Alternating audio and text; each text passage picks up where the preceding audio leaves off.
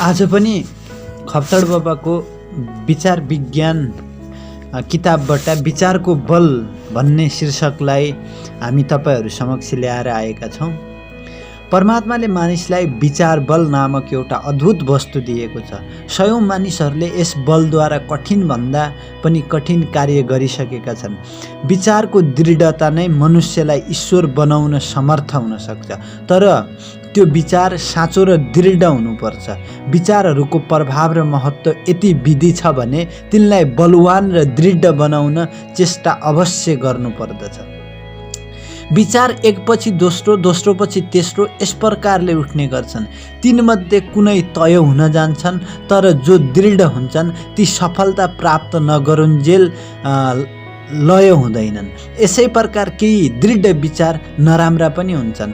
चोर जब चोरी गर्दछ तब त्यो निन्दनीय कार्य पनि उसको विचारको नै फल हो।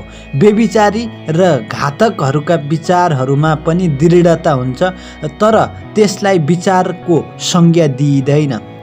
यहाँ भगवान के भन्दै हुनुहुन्छ भने परमात्माले मानिसलाई विचार बल नामक एउटा अद्भुत वस्तु दिनुभएको छ।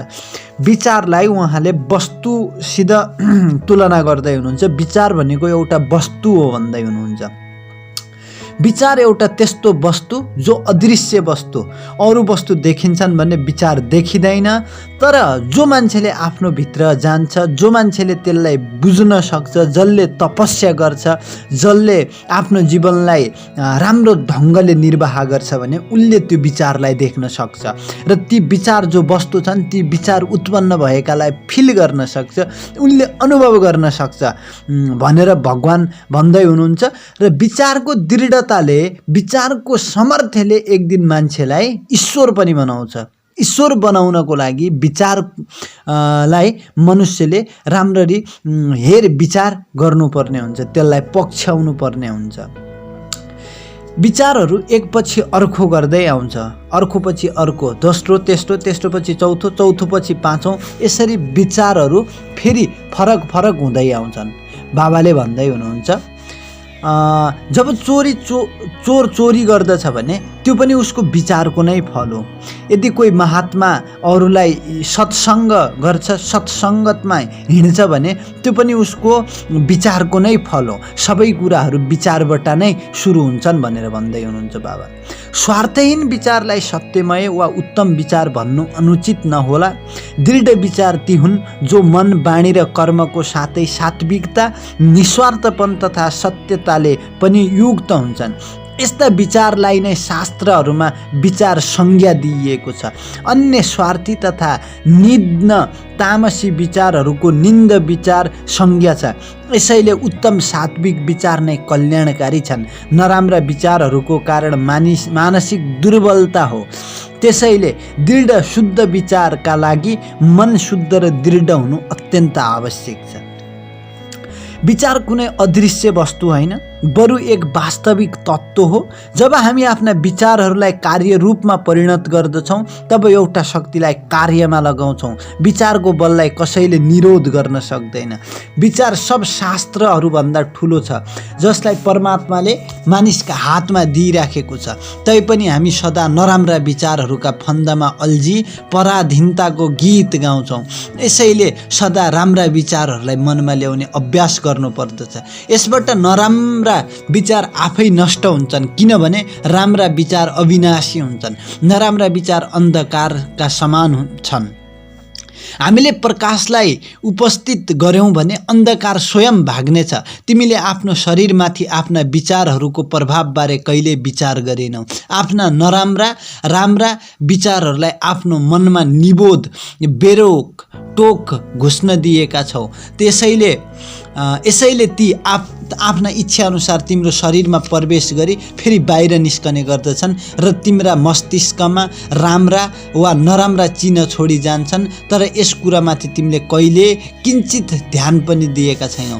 अब के कुरा राम्रोसँग निश्चय गरिहाल भने तिम्रा विचार पदार्थ रूपमा परिणत हुन जान्छन्। सबैभन्दा पहिला हामी यो माथिल्लो अध्यायलाई राम्रोसित बुझौँ। माथिल्लो अध्यायमा बाबा भन्दै हुनुहुन्छ स्वार्थहीन विचार, कोही मान्छे स्वार्थगत विचार राख्छ, उसले चाहिँ आफ्नो स्वार्थको लागि अरूलाई उपयोग गर्छ भने पनि उसले त्यही विचारको कारण चाहिँ उसले त्यसलाई चाहिँ प्रयोग गरेको। यदि दृढ इच्छा शक्ति, उसलाई मानसिक दुर्बलता यदि मान्छेमा हुन्छ भने त्यो पनि विचारको कारणले हो। र मानसिक दुर्बलताबाट हट्नको लागि, अलिकता माथि उठ्नको लागि पनि मानिसले आफ्नो विचारलाई चाहिँ परिणत गर्नुपर्ने हुन्छ, परिवर्तन गर्नुपर्ने हुन्छ।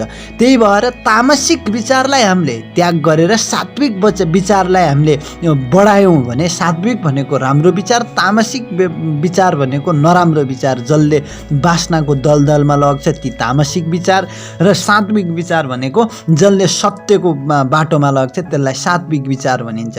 र यो कुरा बुझ्नुपर्ने हो कि हामीले यहाँनिर जब हामी सात्विक विचार, राम्रो विचारहरू हाम्रो जीवनमा ल्याउन थाल्छौँ तब नराम्रा विचारहरू आफसे आफ हामीबाट टाढा भाग्छन्। तिनीहरू जसरी अन्धकारलाई चिर्नको लागि एउटा प्रकाशको किरण आयो भने अन्धकार आफै भाग्छ, त्यसरी विचारलाई हामी परिवर्तन गर्न सक्छौँ भन्ने कुरा पनि यहाँनिर भगवान्ले गर्दै हुनुहुन्छ। अब भन्नुहुन्छ हामीले के गर्नु पर्यो त, अब विचारलाई परिवर्तन गर्नको लागि के गर्नु पर्यो भन्ने कुरा उहाँले गर्दै हुनुहुन्छ, यहाँनिर भन्दै हुनुहुन्छ। अब के कुरा राम्रोसँग निश्चय गरिहाल भने तिम्रा विचार पदार्थ रूपमा परिणत हुन जान्छन् र तिम्रो बाह्य रूप तिम्रा विचारहरूको तुल्य नै हुन्छ। एउटा योगीको भनाइ छ, जस्तो माथि उस्तै तल, जस्तो भित्र उस्तै बाहिर। तिम्रो आन्तरिक रूप तिम्रो विचार नै हुन् र बाहिरी रूप उनैको प्रतिबिम्ब हुन्। राम्रा विचारबाट नै राम्रो अनुभव शक्ति बढ्दछ।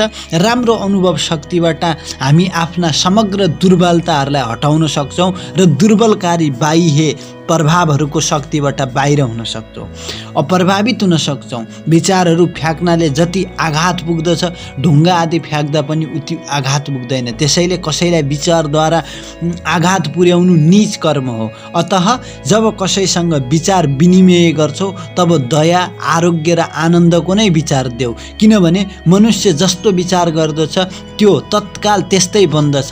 जस्तो यदि सुधार्ने विचार गर्यो भने सुधार्ने क्रिया पहिले आफ्नो मनमा हुन्छ र तत्क्षण हामी उस्तै बनि पनि हाल्छौँ। यस विषयपछि सविस्तार वर्णन गरिनेछ। यस विषयमा पछि फेरि विचार गर्ने र सविस्तार वर्णन गर्ने कुरा यहाँ गर्दै हुनुहुन्छ र भन्नुहुन्छ बाबा तिम्रो शारीरिक दुर्बलता पनि जो छ तिमी एउटा विचार निश्चय गरिहाल्दैनौ र तिमी त्यही चिजमा लती भएर बसेका छौ। तिमी जस्तो बाहिर छौ त्यस्तै भित्र पनि छौ भन्ने कुरा यहाँ भगवान्ले गर्दै हुनुहुन्छ। एउटा योगीले भनेको छ जस्तो तिमी माथि छौ तिमी तल पनि त्यस्तै छौ, जस्तो भित्र छौ तिमी त्यस्तै बाहिर पनि छौ। तिम्रो सम्पूर्ण प्रकृतिहरू, तिम्रो सम्पूर्ण क्रियाकलापहरू तिम्रो भित्र जो छ त्यसकै प्रतिबिम्ब हो। यो संसार भनेको एउटा प्रतिबिम्ब मात्र हो भन्ने कुरा गर्नुभएको छ। र फेरि अर्को अध्यायमा भन्नुहुन्छ यदि तिमी आनन्द, आरोग्य, ऐश्वर्य प्राप्त गर्न चाहन्छौ भने विचारहरूलाई शुद्ध बनाउने अभ्यास गर। तिम्रा विचार जब उत्तम र उचित मार्गमा चल्न थाल्नेछन् तब तिम्रो तेज, बल, आरोग्य र ऐश्वर्य आफै बढ्न थाल्नेछ। त्यसबाट तिमीलाई अत्यन्त आनन्द र असीम शान्ति प्रतीत हुन थाल्नेछ र तिम्रो जन्म सफल हुन जानेछ। विचार भिन्न भिन्न प्रकृतिका हुन्छन्। हामी तिनलाई राम्रा नराम्रा दुई श्रेणीमा विभक्त गर्न सक्छौँ। प्रथम कोटिमा विश्वास, प्रेम, धैर्य, आनन्द, आशा, दया, स्नेह, पवित्रता र साहसको गणना हुन्छ। यदि हामीमा यी गुण छन् र हामी तिनलाई काममा ल्याउँछौँ भने शरीरको विधानमा ती हामीलाई स्वस्थ र बलिष्ठ बनाउनमा सहायक हुने कुरा प्रतीत हुनेछ। दोस्रो कोटिमा घृणा, दुःख, विकलता, अधीरता, क्रोध, निष्ठुरता, अपवित्रता, कातरता र निराशा आदि पर्दछन्। मनुष्यमा यी एक वा दुई दुर्गुण मात्र पनि शारीरिक स्वास्थ्य नाश गर्न र असमयमा बुढाइ ल्याउनमा समर्थ हुन्छन्। क्रोधको प्रत्येक उत्थान आयुलाई घटाउने र रोग बढाउने हुन्छ। यसै प्रकारले धैर्य, प्रेम आदिको प्रत्येक कार्यले आयु बढाउँछ र शरीरलाई स्वस्थ र बलिष्ठ बनाउँछ। यही कुरामा योगी भन्दै हुनुहुन्छ, बाबा खप्तड भन्दै हुनुहुन्छ तिमी जब क्रोध गर्छौ तब तिम्रो आयु घट्छ, जब तिमी प्रेम गर्छौ तब तिम्रो आयु पनि बढ्छ र साथमा तिम्रो मन जो छ मनको प्रकृति पनि राम्रो हुन्छ भन्ने कुरा पनि यहाँनिर गर्दै हुनुहुन्छ। यदि तिमी आनन्द ऐश्वर्यहरू सबै चिज राम्रो चाहन्छौ भने तिमी आजैबाट तिम्रा विचार जो छन् नीच विचारहरूलाई उच्च कोटिका विचारमा परिणत गर र तिम्रा नीच कोटिका विचारहरूलाई तिमी भुल्देऊ, ती विचारहरूलाई छोड्देऊ र अलि अगाडि बढ्ने गर। त्यो गर्दाखेरि तिम्रो जीवनमा आनन्द आउनेछ, ऐश्वर्य आउनेछ र तिम्रो जन्म भर्खर सार्थक हुनेछ क्या। नत्र तिम्रो जन्म पनि आजसम्म तिम्रो जो जन्म भएको छ त्यो असार्थक जन्म छ, तिम्रो सार्थक जन्म छैन। तिम्रा विचारका कारण कसैलाई सुख छैन, तिम्रा विचारका कारण सबै दुखी छन्। तिमीले 2 शब्द बोल्छौ भने त्यो 2 शब्दले दुःख तुल्याउँछ। तिम्रो मनमा जे हुन्छौ, तिमी जुन विचार गर्छौ उति बेलै तिम्रो मन त्यो हुन जान्छ। त्यो हुनाले गर्दाखेरि राम्रो बनाऊ मनलाई, नराम्रो विचार गर्यौ भने तिम्रो मन नराम्रो हुन्छ र तिमी नराम्रो बन्छौ। त्यो हुनाले गर्दाखेरि तिमी सकेसम्म आफ्नो विचारलाई राम्रो बनाउने प्रयास गर भन्ने कुरा गर्दै हुनुहुन्छ। धन्यवाद। आजको लागि यति।